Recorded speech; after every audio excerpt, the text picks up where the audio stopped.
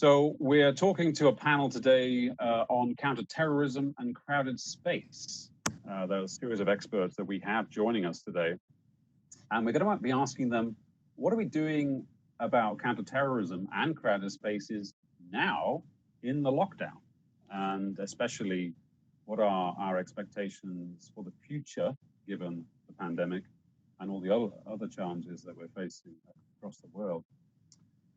I have with me today Professor Chris Kemp, who's working with me at the moment on a number of crowd management and counterterrorism programs coming up in the near future.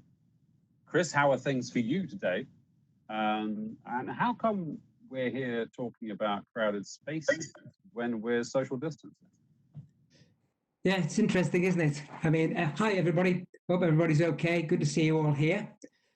It's an interesting question because I've worked for most of my life either in very crowded spaces or in institutions where there are huge crowds in lecture theatres, etc. And I couldn't wait to get away and go somewhere for my holidays where nobody else is. Now I can't wait to get back into the crowded space and to get to some gigs and some football matches and that kind of stuff, because it's just very difficult once you're actually forced into doing this kind of thing. So it's been one of those very difficult elements. We're also joined today by a bunch of others. I mentioned a panel earlier on, not least of which is Pete Dalton, who's a former specialist police commander and counterterrorism security coordination officer. He'll be leading the discussion.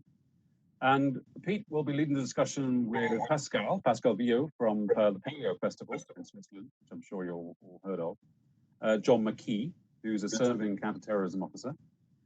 Paul Foster, who's the founder and CEO of One Plan, and some of you may know One Plan. And last but not least, Professor Andrew Silk from Cranfield University's Defense and Security Academy. So that's the panel that we're going to be working with. You'll hopefully see them all online very shortly. Chris, can I come back to you? What have you seen happening in the world that makes this such a unique time?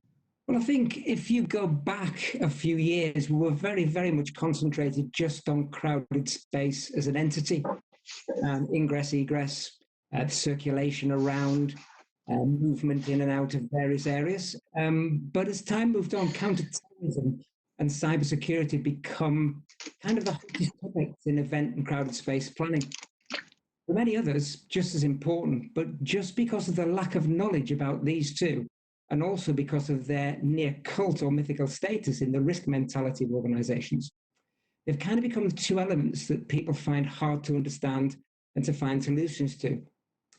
I think this is because many don't really know who or where to ask about them.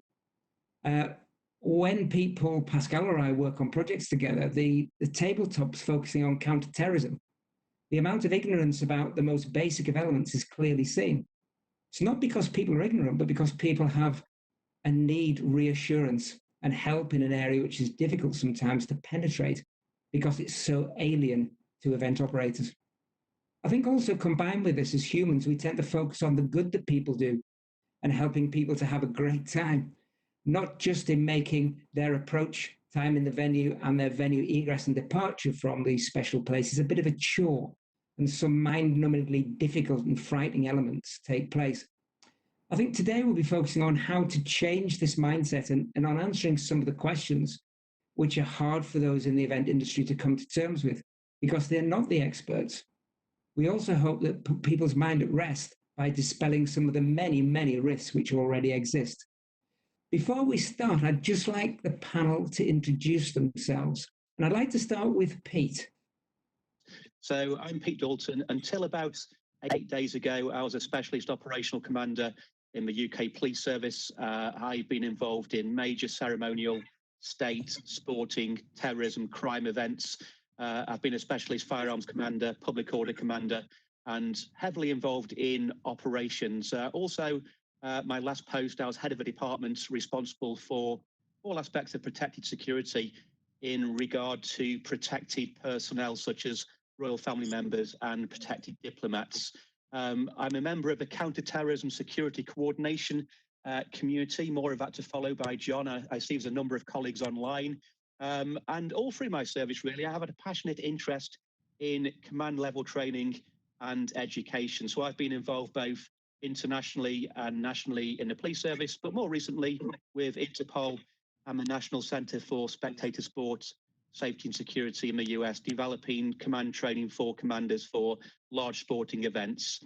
Over the last 2 years or so, I've been working with Chris and many others on the forum in a sort of protected security consultancy role. So looking forward to the debate today. Thank you, Pete. Paul, could we hear from you, please? Good morning, everyone. Thanks very much.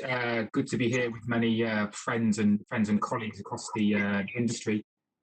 So my specialist area is kind of crowd management for major global events. I've been fortunate now to work on 6 Olympic and Paralympic Games, going all the way back to Beijing.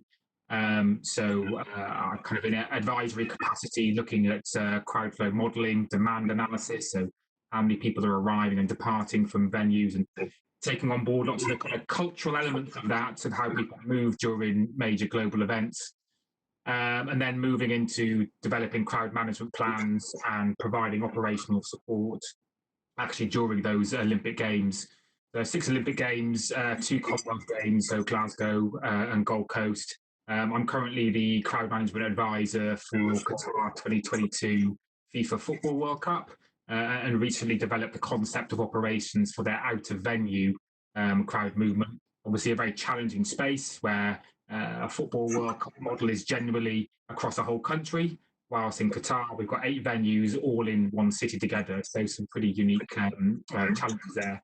I'm also fortunate to work with Pete with Interpol, so I developed the crowd management planning element of the Interpol training for gold and silver commanders, which I work with Pete, and I support him on some of the case management courses around that. So training gold, silver commanders all over the world who have major events coming to their countries or their cities, and preparing them for the influx of people into those areas. I also have my own technology solution, which is OnePlan. So essentially that enables event planners and emergency services to plan all their events in one system, creating a single source of truth. So no need for CAD drawings and documents and PowerPoint to be circulated around on email anymore. All the planning kind of in one place on our online system. And there's various crowd management tools within that to look at crowd densities, evacuations and arrival profiles. And in the last couple of weeks, we just started to look at, can we do some kind of measurement and evaluation around social distancing? So how will that affect marathons, festivals, et cetera, et cetera. So something that we're working through at the moment. So that's me. Thanks. Back over to you then, Chris. Thanks, Paul. John, can we hear from you? Yes, hello everyone. My name's John Mckee. I'm a serving police officer. I've been in the police for 28 years. And my permanent role is that I'm my force's counter-terrorism security coordinator. So in simple terms, what that means is I advise and I devise security plans in relation to very large-scale events. So a notable example of that would be the royal wedding, the wedding of Prince Harry to Meghan Markle in May 2018. In fact, I've been unkindly described by colleagues as my force's full-time wedding planner, but that's not true. I do manage to do some other things as well. So, for example, I led on the security for President Trump's first visit to the UK, and in fact, on all subsequent visits, I've either acted in an advisory capacity or I've in fact reviewed certain elements of the security plan. My professional interests relate to high footfall screening in public places, countering UAVs, countering drones, and also security-minded communications. I will say that my overall background is in counter-terrorism policing, and I've done a variety of operational roles in relation to that. But finally, if I can just say that I'm here in a private capacity, although I'm a serving police officer, any views that I express, clearly my own views, not necessarily the views of any particular force. Back over to you. Thanks, John. That's really important to say at the end. Thank you very much. Pascal, over to you. Good morning, everyone. My name is Pascal Viau. I'm head of Department Safety, Security and Services for Paleo Festival in Switzerland. welcoming every year 50,000 people per day during 6 days, except this year, as we have been forced to postpone our 45th edition to 2021. I am also associate researcher at the Laboratory of Urban Sociology at the Swiss Polytechnical School in Lausanne in the field of risk management and crowd gatherings in public space and during events. And finally, I created my own Institute for Education and Consulting, whose name is ISSUE, the Swiss Institute for Urban and Event Safety. Thank you very much, Pascal. And I'd just like to hand over now to Andrew, who's our last panelist.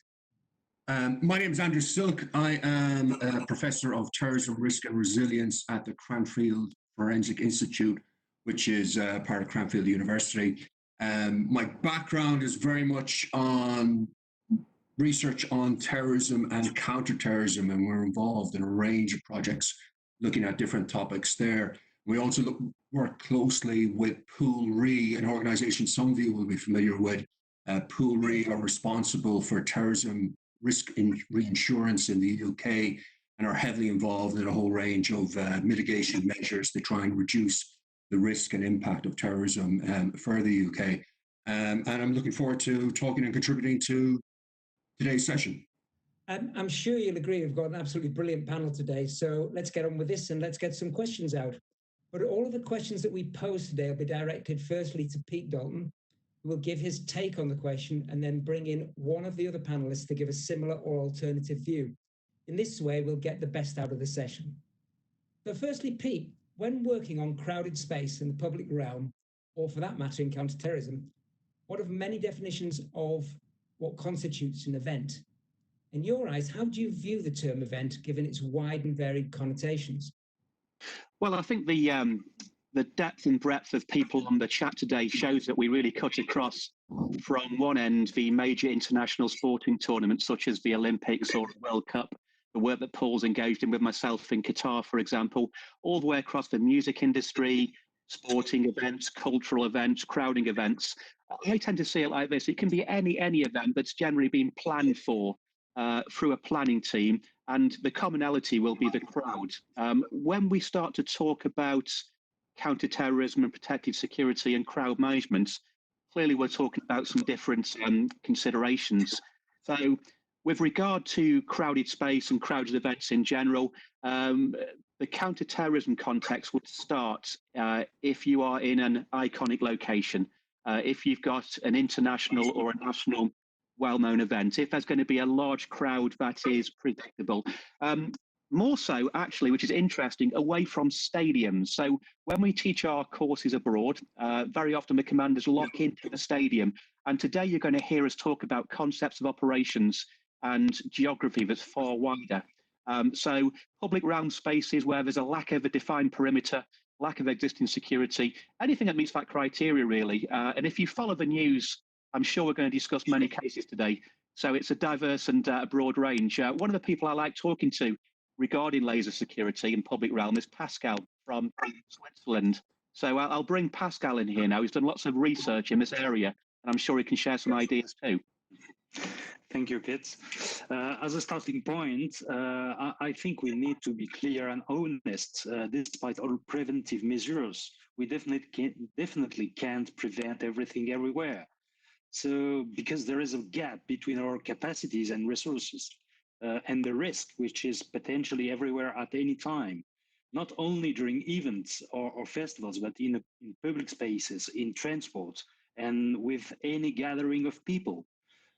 We need to accept that we are partly vulnerable, and that we need to make choices linked to a clear strategy. Considering that, must we be fatalists? I don't think so. You are right, Pete's risk assessment is key. The first things to do, moreover, if we have admitted that we will not be able to secure every gathering of people, whether we like it or not, we will have to make choices. So what are the risks related to each context? What are the priorities to mitigate the risk? This process has to be reasonable, proportionate, and discussed together with all the partners in charge. In order to do that, we need to move away from the illusion of risk zero, which makes it impossible for us to make informed choices. So we need to get out of this psychological deep end where we either feel totally wrongly protected or we are already victims by proxy. And this black and white vision leads us to superimpose measures on top of each other in order to feel better protected. So CC cameras, metal detectors, searches, etc. It's belts and suspenders every time. So the problem is this approach is expensive and only partially effective. Pete, back to you for a general question. Let me quickly get my screen together. So, Pete, one element when I was listening to this discussion, which comes across, is related to the concept of space, something that is crucial right now, and its relationship to, bizarrely, time and movement, which is not very well understood by many of those who work in the field. Movement in space only has 3 dimensions: forward, back, up and down, side to side. How can such a simple concept become so misunderstood? I think it's a really good point, Toby. Thank you very much. And I think the commonality across events is the crowd. If there's no crowd, there's no event. And certainly when we work on the major international or the national level of events, there's going to be significant crowds. You know, what's a large crowd? It depends on your point of view, but certainly we work in crowds over several 100,000 on occasion, which is a real challenge. So one of the key parts is to embed the safety and the security into the overall planning. And as you said, crowd management principles are a subject in themselves, but generally there will be a time, space, and an information equation. And event organisers, planners, police officers, especially, have to understand that the crowd flow is so important. So I would say, as you start to plan an event, we go through an event planning cycle. One of the first key component parts is to develop an event schedule. And as part of that, there needs to be crowd modeling and crowd profiling, looking at capacities, arrival flows, demographics. Linking to that, there's some really good academic and scientific work around transport modes of travel that you can follow. But event organisers should have an understanding about the timeline of their plan. When you go through the courses too, there are bookshelves, as we can see on these seminars behind it all, filled with crowd management books. But do use specialist models if you need to. There's lots that are available. One that we tend to use is to look at the venue, the event, the crowd, and the staff as a pyramid of event management. And we build that into a protective security planning cycle. So what we're saying here is we don't expect all event organisers to be crowd specialists. Equally, we don't expect them all to be counter-terrorism specialists. We just need to focus on that safety, security, and service. And just to give a really good example of this, I'll bring back in Paul from One Plan, who works on last mile transportation and crowds, to give us views. And hopefully that'll be informative too. Hi, thanks, Pete. Yeah, I think often people can get kind of scared off by the words kind of crowd modelling. Does it mean kind of technical computer modelling? You need lots of engineers to come in and kind of do all that work, and it can kind of maybe be just parked to one side. But that's not what it's about. I mean, most of the modelling I will do will be maybe in Excel, or maybe just doing some basic calculations on a sheet of paper. What I always recommend to people is that try and break down everything into 15-minute slots. So look at the 15-minute arrival profile, and then 15-minute slots on departure as well. If you go to a stadium and say it's 60,000 people, well, actually, that's just a big number. And 60,000 people aren't all going to arrive at the same time. What you'll need to do is understand how can they arrive? What is the transport capacity? And then what's the available transport capacity? Because you may not be the only kind of thing or event happening in town. People may be moving around, going shopping, going home from work. So think about some of those available capacities. Now, with that, the key starting point is to talk to your partners. You know, the transport partners you work with, who may run your metro system, your bus systems, they have a very good handle on capacity. of their system. So that's often a very good kind of starting point. So that looks at demand and looks at capacity. Those are kind of the two key elements of crowd modeling, but don't always think that it needs to be very, very kind of complicated, and try and break that down into 15-minute slots. And just one point I'd leave with is Pascal mentioned about lots of different kind of technologies and things to kind of be used to look at kind of modeling and to look at some security measures. And I always say to people, don't have all the gear and no idea, because we can have all the best technology in the world, but actually what's its practical application and how will that work in the real world? There's lots of talk now about taking the temperature of people if they're going into events or going into stadiums, but practically, how will that work? If you have a family of 4 and you identify one of them in the group to be a temperature that's not compatible with what your thresholds is, what are you then going to do? Are you going to turn that people away? Are you going to try and put them in quarantine somewhere? So we have to look at this technology and we have to think, how is it practically going to be applied for those people on the ground? You can write the best crowd management plan, the best security plan, but you need those teams on the ground to be able to be successfully operated. Thanks for that, Paul. That's really interesting, because it brings us into something else as well, and that's something that's very, very related to space and time is perception. Because we did some work last year in Denmark where we looked at 130,000 people and looked at their difference in perception of what was happening in the time. So if you're actually having a really, really brilliant time, your perception of how long time lasts is very, very short. But if you're having an awful time and it's dragging, then your perception is longer. So all of the people in these events have different ideas and perceptions of time and the space that they're in. So when you try to get them to do something, how do you then marry up people's perceptions so that they all do the same thing at the same time so that you can move them from one space to another? And that's really difficult to do. And it's something we looked at with 3 artists last year in the crowd. And the difference between how people behave and the difference in time it takes to do things is massive, depending on how the artist behaves, how the crowd behave, how the people who are managing the event behave. So there's quite a complex relationship in that as well. So just, well, I see there's a question in from David Parker. Could I just respond to that? Because I think it's a really good question about different types. Okay, so the question is relating to Taylor Swift. So a Taylor Swift concert, how is the kind of movement and speed of people around the venue different to going and watching an England rugby match, which is going to be middle-aged men drinking? And I profess I am one of those middle-aged men who go to Twickenham to watch those rugby matches. So it's a fantastic point. And let's pick Twickenham as an example. Now, when people leave from Twickenham Stadium, they will do one of 3 things. There's not much capacity on the local train station. So if everyone goes there, there'll be really long queues and people won't get home.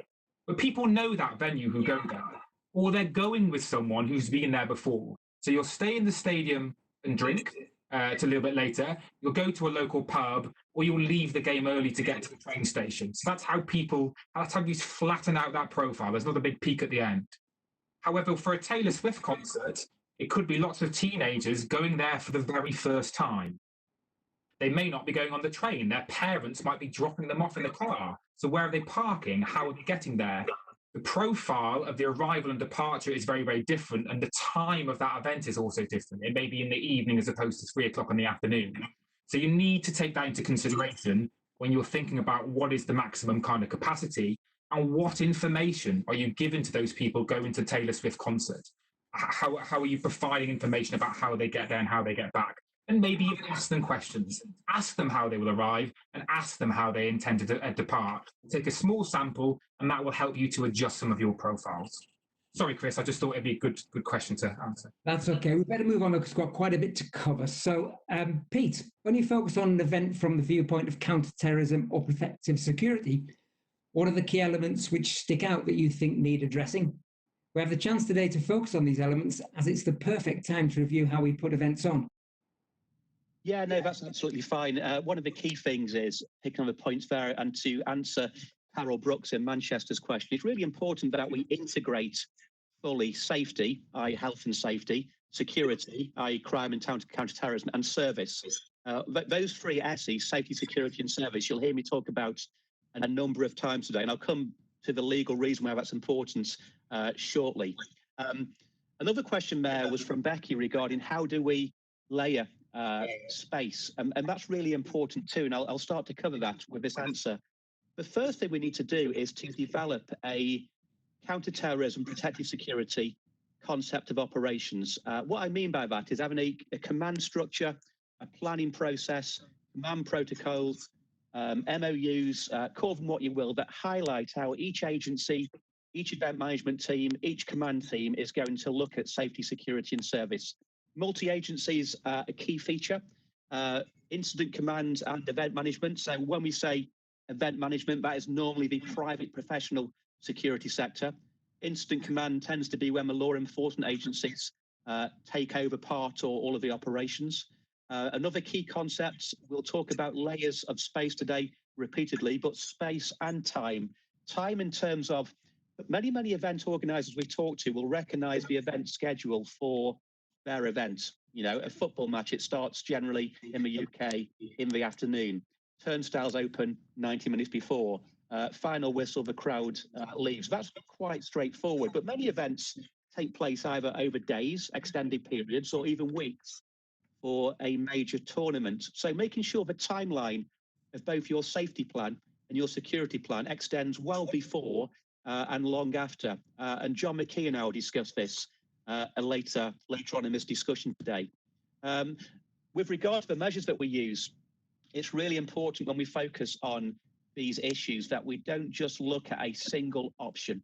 There is a defined harmony between, if you like, personnel security measures, physical security, and cyber and technical measures. All of those measures have to be integrated into a plan that's graduated for that. The layers of security, the principles behind that is what we're trying to achieve is if you follow the UK Centre Protection of National Infrastructure, the CPNI guidance, it's in common with other agencies around the world. What we're trying to do is deter and deny the threat actor, the terrorist, the criminal from coming to our area of operations. And if we can't deny or detect, we need to deter, disrupt and defeat them. So having plans in place that put a layer of protection around an event is so important. And then a process that starts with understanding the risks, a planning cycle, testing the plans, exercising, tabletops, and reviewing the plans in lifetime. So lots of these key features we'll expand upon. I'll bring John in this point. John did a load of work on the royal wedding, and I think he'll talk about some of these concepts in a bit more detail. So John, over to you. Yeah, thank you, Pete. I think that's a very good overview of the sort of planning process that is required to deliver a successful event. And if we just take one element of the royal wedding in 2018, the processional route, and we can just use that as an example to sort of tease out some of these concepts around layers of security, time and space. So just to remind everyone, after the bride and groom married, they embarked upon a 1.7 mile carriage ride through the streets of Windsor so that people could feel part of the wedding event. So the challenges in just in relation to the security of that element of the wedding, you have a 1.7 mile, 100,000 people along that route, and the pavements themselves are actually quite narrow. And indeed, at the narrowest point, the members of the public are almost in touching distance of the carriage. And then finally, you've got the event itself attracting a very substantial audience on TV, estimated after the event, over 1.9 billion people. So in terms of sort of how you make that environment secure for everyone that's there, it's really very simple. It was very simple for me and Pete that we created what we call an island site. So essentially everyone that is around the processional route, they were required to go through a screening process, and we set up 12 separate screening locations where members of the public went through, and these are the only access points to the processional route. So we managed to achieve the screening over 100,000 people in roughly 3.5 hours. Now, in order to achieve that, you have to do quite a lot of analytical work to understand, model when you think people are going to arrive, the directions that they're going to arrive from, how they're going to arrive, and then to be able to accommodate it. We selected the screening equipment that we selected, the operational requirements for selecting it. We were looking at the ability to screen substantial numbers of people very, very rapidly. So the reason for that is that we wanted to as far as possible, diminish the size of queues of people waiting to get through the screening process. A couple of reasons for that. First of all, if you've got huge queues, they themselves represent to hostile parties a target. And also, we need to think about the experience of the people coming to watch that procession. We don't want to create the wrong feeling for them as well. So just in order to achieve that then, how do you then, in order to achieve the screening, how do you then keep them safe before they get to the screening? So in actual fact, what we then had to do is have another layer outside of that to create a safe space for people to queue. Part of the build in relation to that was to use vehicle barriers because the threat that we were concerned about was someone using a vehicle to drive into crowds of people. So we set about another layer of security there in relation to create a safe space. But then there are all sorts of trade-offs because the more space you have for people to queue to get through the screening, the less space then you had for people to actually watch the procession go by. So there's a trade-off there. Now, you may think, well, actually, there's an easy solution to that. You simply move your vehicle barriers even further away. But just to give you one example of the difficulties, of the real pragmatic, real-world difficulties, in the trickiest location we had, the actual barriers, if we'd moved them just one block over, what we would have done is we would have actually had a functioning hospital falling within the vehicle exclusion zone. And as you can imagine, it's just not possible to actually to realistically have an event that has that. So there's this balancing act between time that you have to load up the processional route, the number of people, the type of equipment that you would select to be able to achieve that, and overall those in order for me to actually devise a plan that can deliver that type of security, what I have to be able to do is I have to function within a planning cycle that Pete has described, which is very much involving multiple agencies to achieve my security goals. Over to you, Pete. Well, actually, I have a question for you, John. You talk about a very complicated, very large event there, billion watching. But Catherine has a question online. What advice do you have for people that are new to managing large crowds? In a nutshell, how would you begin to say this is what you should do? 3 things. Yeah, the critical thing, as we've already said, is to understand your timeline, to understand the critical points for an event. When do we actually have to have the people in the right place? What is the right time for that? And actually, you work backwards from that. You need to look at your loading capacities. So you need to look at how do people get to the event. So, for example, for the royal wedding, we look at how many trains are going to arrive in the town, how many carriages do they have, how many people can be conceivably squeezed safely into each carriage.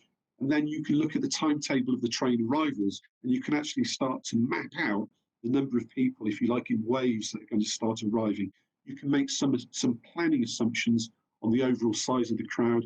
You can make planning assumptions on, for example, the number of people that may drive there. You may derive those planning assumptions, for example, by looking at the available parking spaces within a town.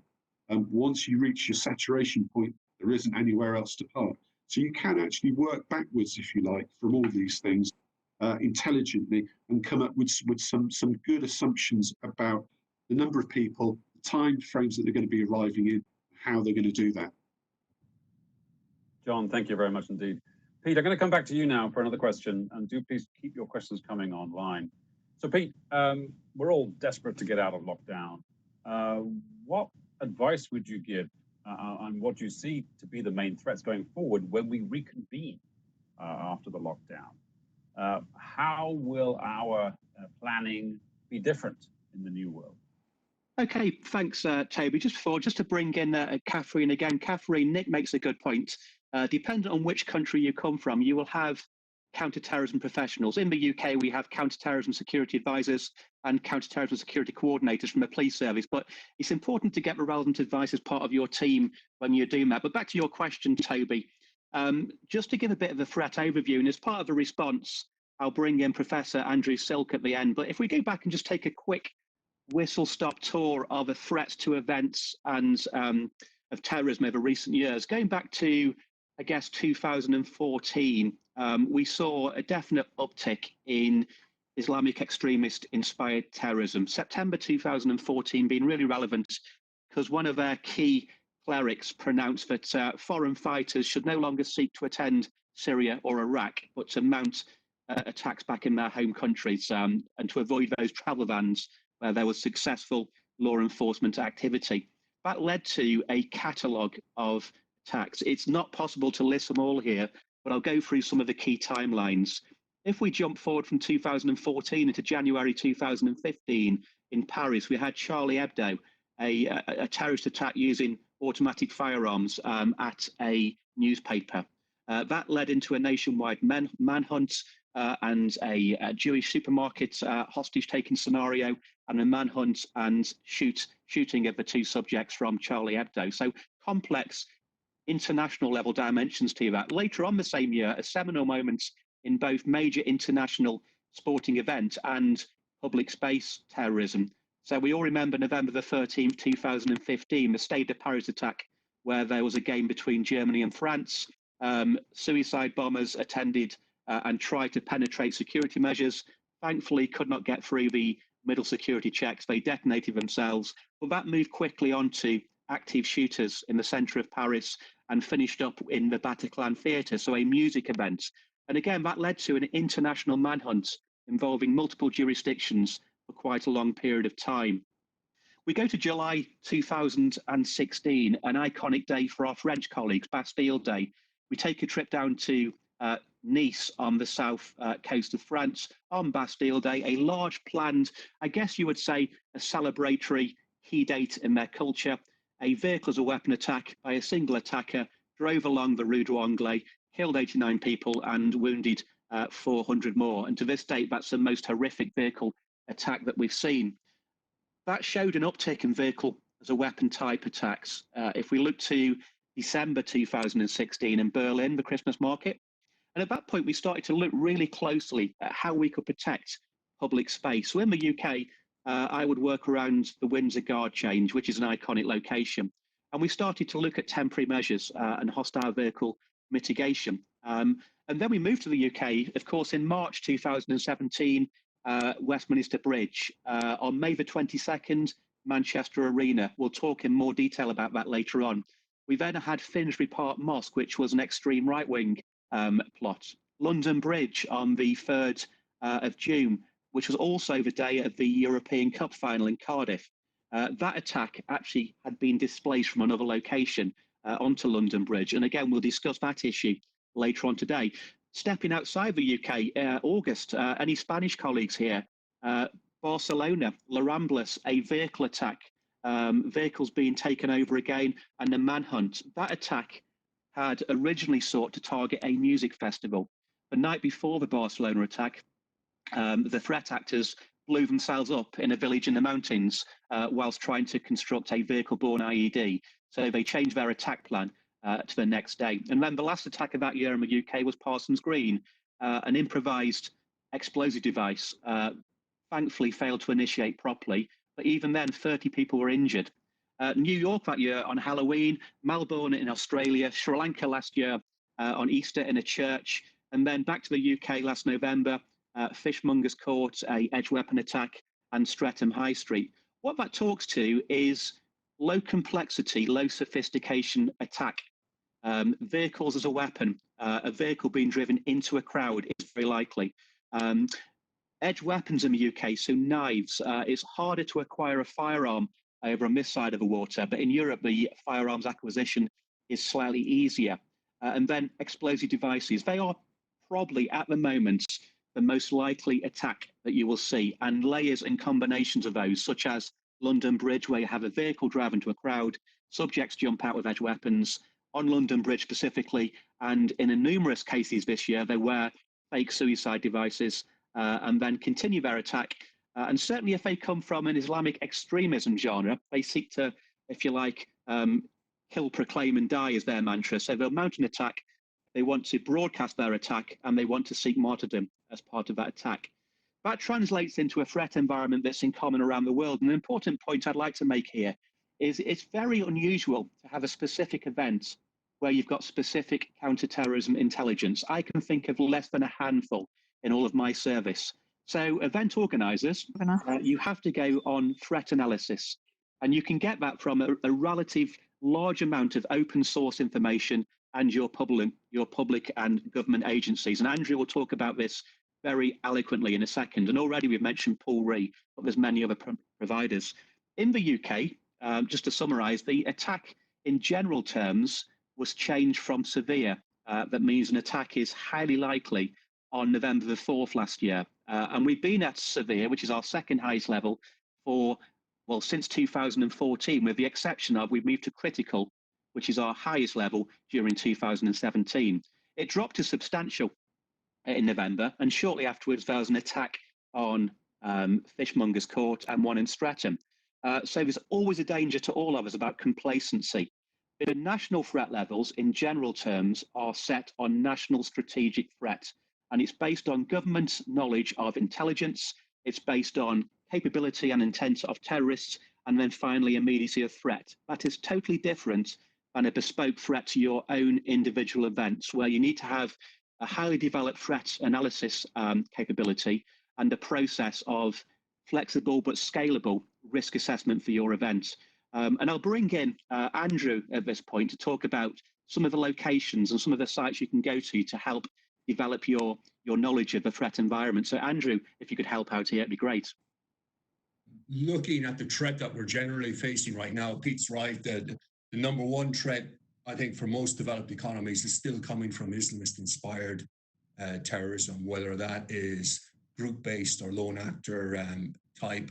And it's been followed by a well-recognized rise in far-right extremism across the developed economies where we're seeing an increase in activity. Now in the UK has also got an interesting feature in terms of there's still nationalist separatist activity in Northern Ireland, where dissident Republican groups in particular remain active and remain serious. I think one of the interesting things about the dissident Republicans is that if we actually look at the skill level and the resources available, they have the highest levels of skill and the most serious resources of all the terrorist operators in the UK, but they're not as interested in targeting crowded spaces as the other actors.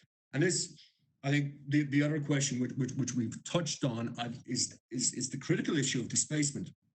And this is something I think when we're looking at protecting events and looking at managing crowds at events, this is something that we need to be very, very conscious about, because from a criminological perspective, terrorists are what we refer to as highly motivated offenders.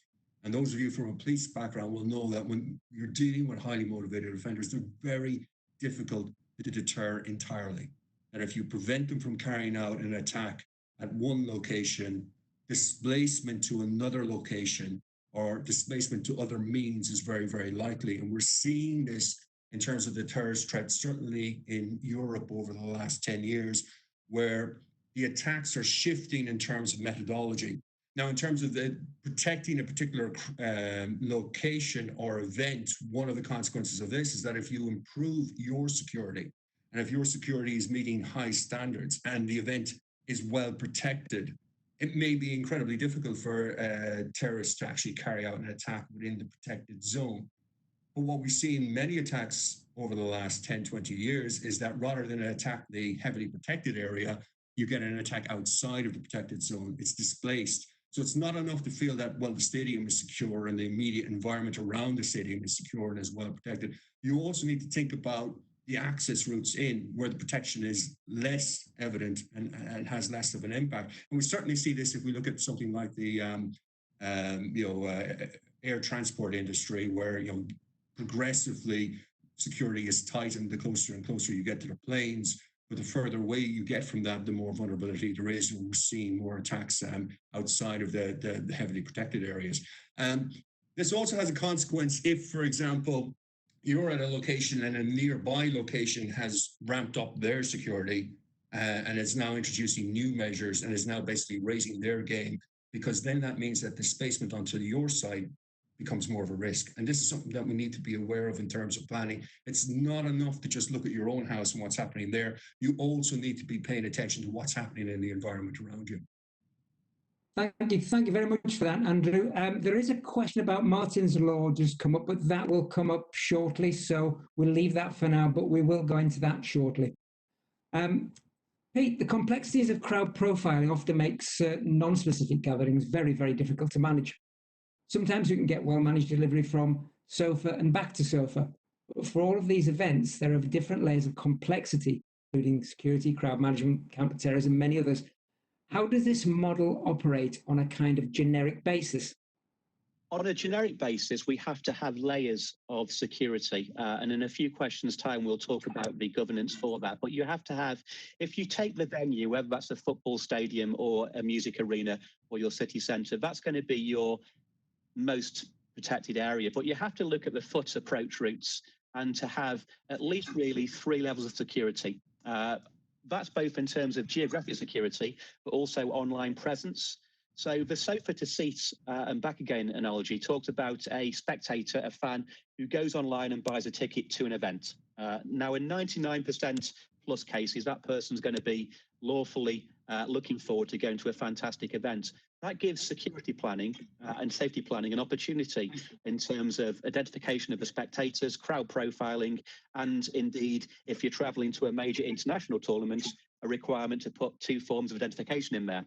To register for FIFA tickets would be an example.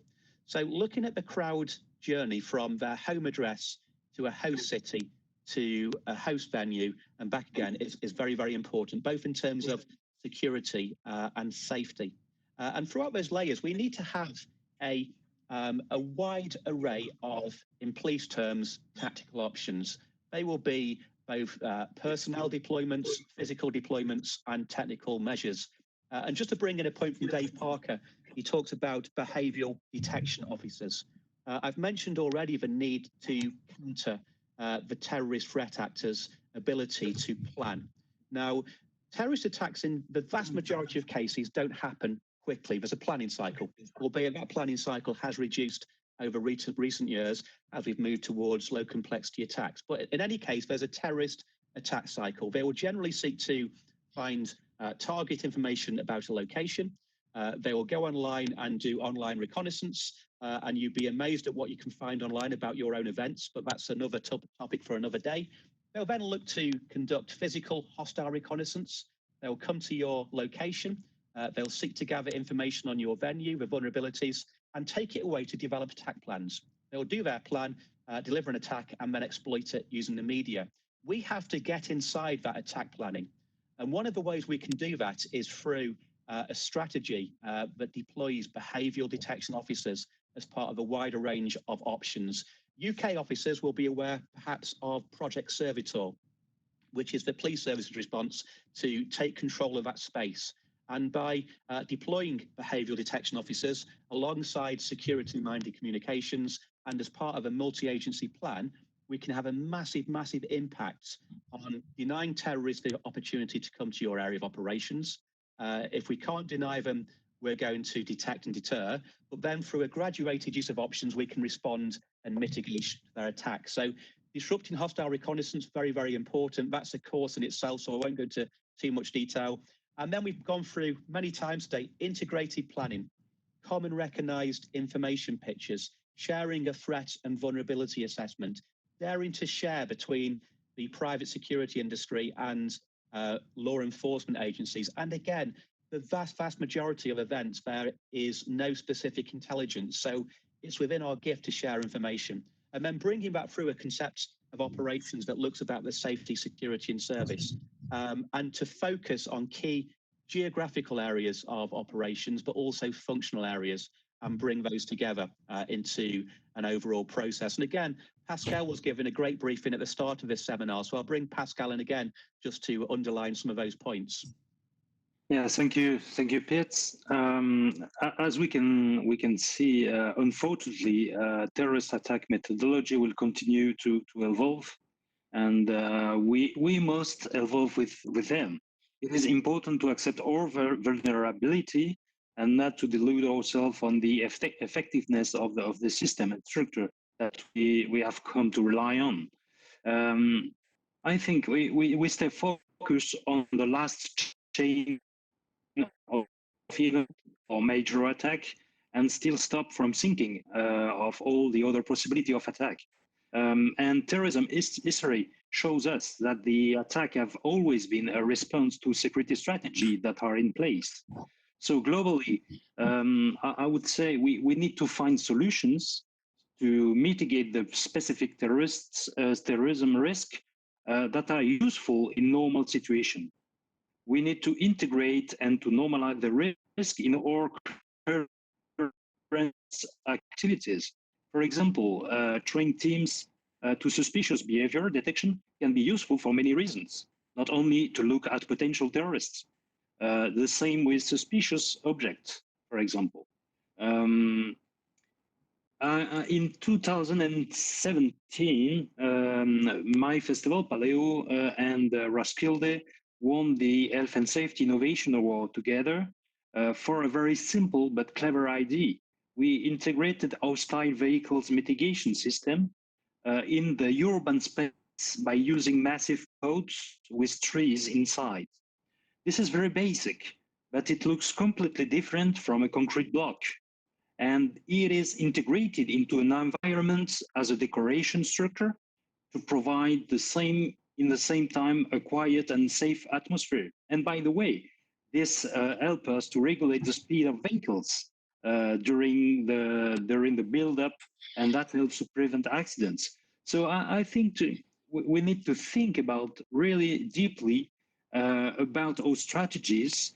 We need to think also about the interoperability between our own staff and police forces, for example. I was talking about searches. It's very key. Are the venue operatives fully recognizant with the differing attack methodologies, and are they vigilant to know how to collaborate with the police forces in case of? If your agent faces an armed attackers while doing search, what's the response to that? If we don't think the whole process, we will continue to search something we don't want to find because we don't know what to do with it. So we really need to work together. Interoperability for me is very key. Pete, can I ask you about that? And the impression I get is that events and the CT for each event is getting more and more complex as more and more names get added. And in terms of that point that Pascal just made there, how do you manage who focuses on what in that complex web of interoperability? And as well, can you, as leading on from that, can you tell us a bit more about, Paul, how your planning tool operates in the environment? How does that work? Yeah, that's fine. Thanks, Toby. So we've mentioned responsibilities. We're going to talk about Martin's Law, I think, in a little while today. But if you take a atypical event, in general terms, the event organizer is responsible for the safety of all persons inside their stadium. And I'll just latch on to a football event at this time. Many of the practitioners here will be aware of the Green Guide to Safety at Sporting Events, now in its 6th edition, a fantastic read. The last edition from last October now places responsibility inside a football event, a sporting event, for safety and security onto the event organizer, normally a safety officer. Some of those are online, such as Dave Parker. It doesn't mean, though, that the police service, the local law enforcement agencies and the local authorities have no responsibility. Taking that a step further, if we go to a major international sporting tournament, let's take the World Cup that we're planning for over in Qatar in a few years' time. To win a bid for a major international sporting tournament, the host country has to comply with the Council of Europe's Convention on Integrated Safety, Security and Service. And the three words are enshrined in law. Safety means generally health and safety, slips, trips and falls, hazards that you'd see in a normal world. Security cuts across both terrorism and crime. But the key thing is we need to latch on to the importance of the service, which is the spectator experience. Whether you are planning a music festival, cultural event or a sporting event, we are there for the fans' experience. A quick example would be the Commonwealth or the D-Day commemorations, the 75th anniversary, which was a large international event last year in across Europe, but we had a major event in Portsmouth. Now, first of all, when the event started, the local authority and Portsmouth City Council were planning for a relatively local but dignified public space event on Southsea Common, which is right on the south coast of England. And they were planning that on their own, very professionally, with some support and consultation to the police service. As they got closer towards the event, it was then announced that Portsmouth would become the focal activity for UK D-Day commemorations. And it was announced that Her Majesty the Queen, senior members of the royal family and the British government would attend. So straight away, you've gone from a public space, relatively low threat event into an event where you're bringing protected persons and you're starting to introduce media. So that becomes, by definition, a higher level counter-terrorism threat to that event. So there's more input at that stage by counter-terrorism security coordinators around personnel. Take that forward a few weeks, a multi-agency planning team has been formed. The next announcement is that President Donald Trump and 13 heads of state are also attending what was in effect a greenfield site with no perimeter in the centre of a large park. Many of you may have been there.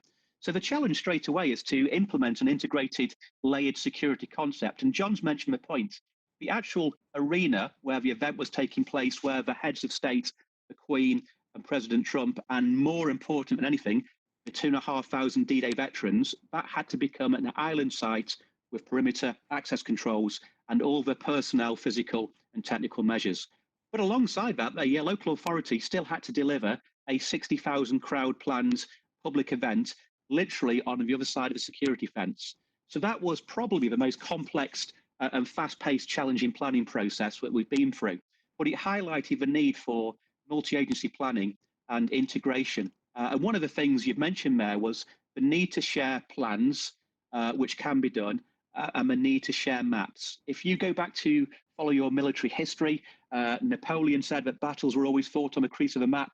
Maps are always an issue. And we now, of course, like to rely on Google Maps, Apple Maps, other brands are available. But I'll bring Paul in here because Paul can just speak to the importance of shared mapping and how that mapping can also evolve into supporting your wider planning process. Yes, I mean, I've always been quite frustrated when working on particularly kind of major events and the amount of information that is flying around the organisation and across stakeholders. So you will have multiple Excel documents on arrival profiles, and they're continually being updated. And then, you know, the massive amount of kind of PowerPoint presentations, AutoCAD drawings, etc. And it's very difficult to actually understand what is the kind of single point of truth. And often that comes out in some of the readiness exercises where people are putting their hands up and saying, oh, I didn't realise the gates opened at 9, I thought it was 9:30. And there's been a lack of a single source of truth. So hence why we created one plan, and that's what it does. It kind of basically eliminates all those issues around having various different plans. It's a system by which you can log in and you get the live information on the event plan. So you can plan your whole site on there. You can assess crowd densities, evacuation profiles. You can look at arrivals for search and screening. So how long will queues be according to your arrival profile? So it asks a lot of the right questions to be able to do that. Plans can be shared in view only with stakeholders. or you can share editable versions with your own team, so everybody can work on the plan at the same time. You can even see your colleague's cursor on the screen, so rather than plans having to kind of be circulated around separately. But whether you're using one plan or another system, it is so important to try and create that single source of truth and everybody working off the same data sets and assumptions. And it's often, a big kind of cause of contention. I'll give some other examples there. So working on a major event a couple of years ago, where profiles were put forward in terms of how people would arrive for an open ceremony event.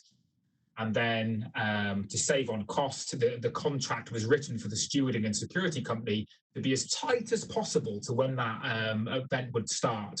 But what they didn't factor into, on the first day of the event, it takes some time to get people kind of processed in the workforce in terms of their accreditation. And also where they checked in was probably about half a kilometre from where the search and screening needed to take place. So it's about kind of, looking ahead and trying to spot some of these issues that may happen and taking a very kind of a holistic view on the planning and ensuring that everybody is working off the same map, the same plan, and the same data assumptions. Another thing we always do on Olympic Games is we have what's called a data book. And that data book takes all the assumptions you will use for your planning. The transport team, security team, the sports team, the event services team will use those exact same assumptions. And if you want to change an assumption, it has to be agreed with all those partners. So everyone that buys into this data book and everybody has that single data. So that will say things about the number of tickets that will be sold, when people will be arriving, and it also includes things like extra times and how that's dealt with. So everybody is working off that same set of assumptions. And that's a really, really good kind of starting point for any event. I think the next thing we really need to talk about, and a lot of people have been putting this up, is Martin's Law. Because this is going to be a departure from the normal guidance element related to crowded space management. It advocates both the legal duty and consultative process. How do you think that will change the way in which venues view counterterrorism, and what positive aspects can you see coming out of this? Yeah, okay, thanks, Chris. Well, first of all, the history of Martin's Law for our European and US colleagues here today. If we cast our mind back to the 22nd of May 2017 at the Manchester Arena, Salman Abedi detonated a device and tragically killed 22 people and injured 130 more. Many more suffered injuries afterwards. What was interesting was that he targeted deliberately the departure, or for crowd people here, the egress phase, and walked into the arena ticket hall, the foyer, as it was known, and detonated the device during the crowd egress. There was a subsequent review, and on previous courses, you've heard me talk about the Kerslake reports, our own government's ISC report, and other documentation. One of the victims of that attack was Martin Hett. Martin's mum, Fegan Murray, after the attack, lobbied very, very hard for a duty for event organisers to plan to protect. That's actually the correct legislation title that's currently in a consultation phase in the UK. Now, what the duty to protect legislation will do is it will place a legal responsibility on event organisers, and that's a broad definition.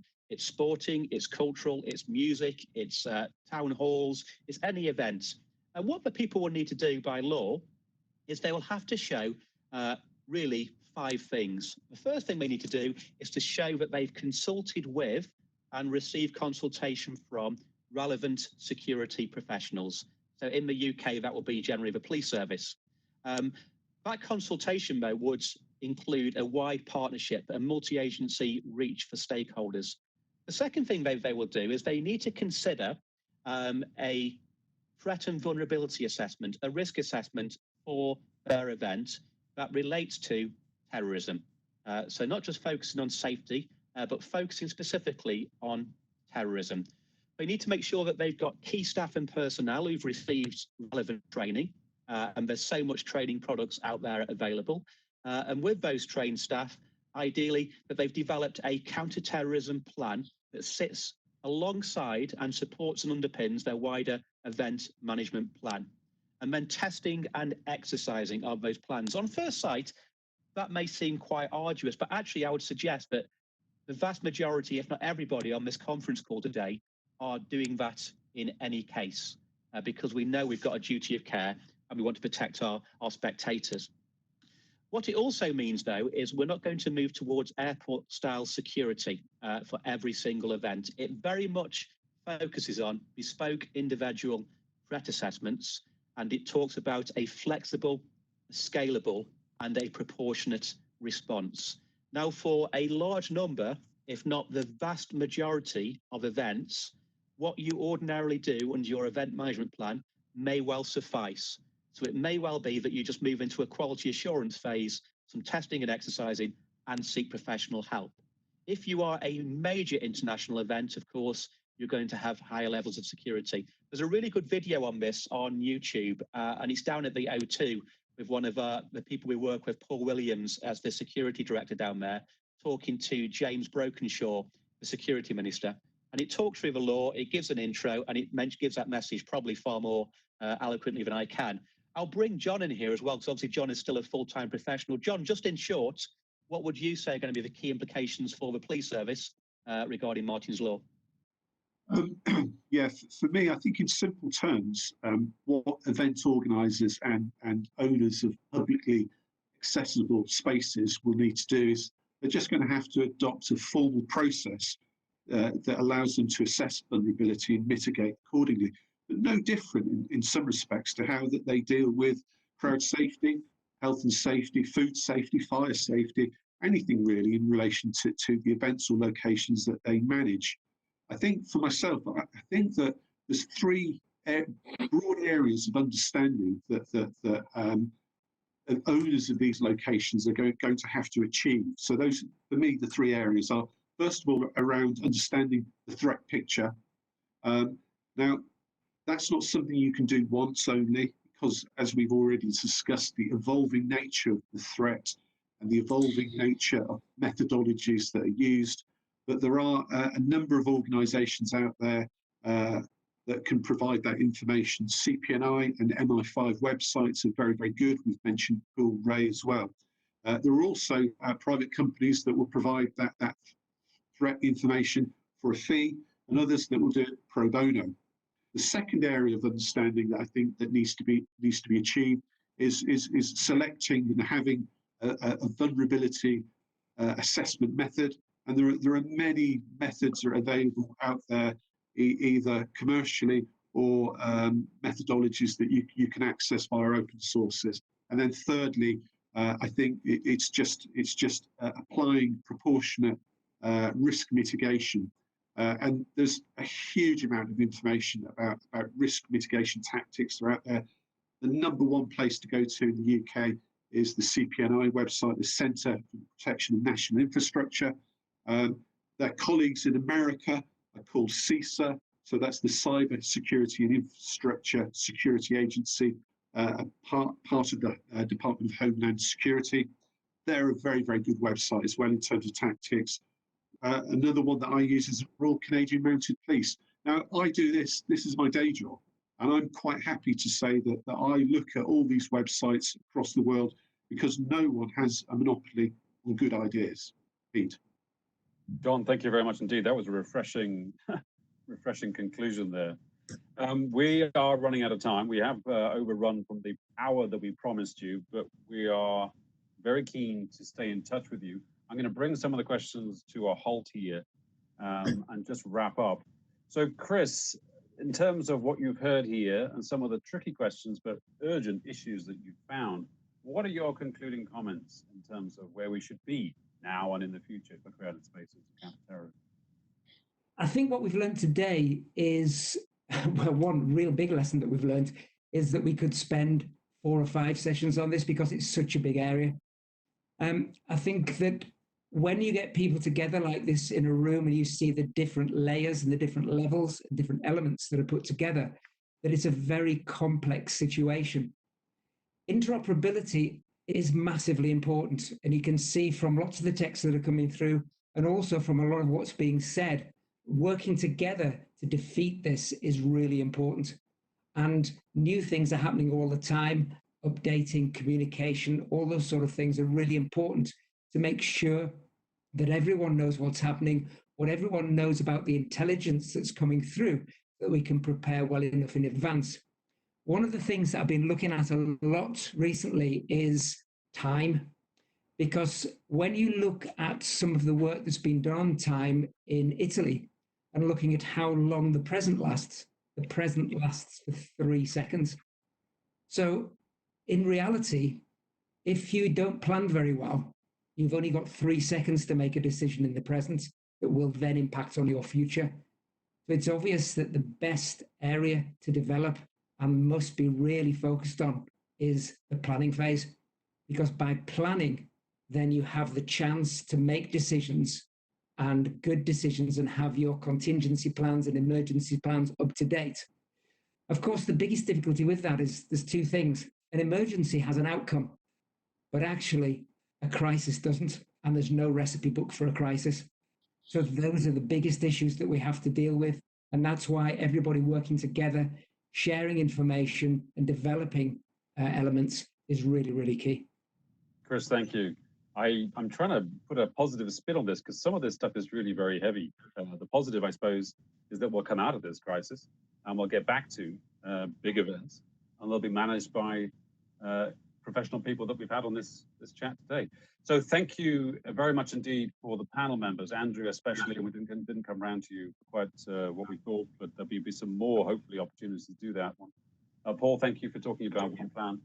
Pascal, thank you. I know your connection dropped out at one point, but you seem to be digging very deep in terms of where you're headed. John, thank you. Current CT officer, so there's some very useful experience that you've shared there. And Pete, not least, thank you for stringing this all together. For those of you that want more of this, we're going to run more of these events. So please stay in touch with us. You'll see on the usual channel where we advertise these things. This session has been recorded, so we'll put out the recording as soon as we can after the event. Thank you for staying after the hour. We're an hour and 20 minutes here. Please stay safe, and we will see you back at the events eventually. Thank you very much indeed for your time.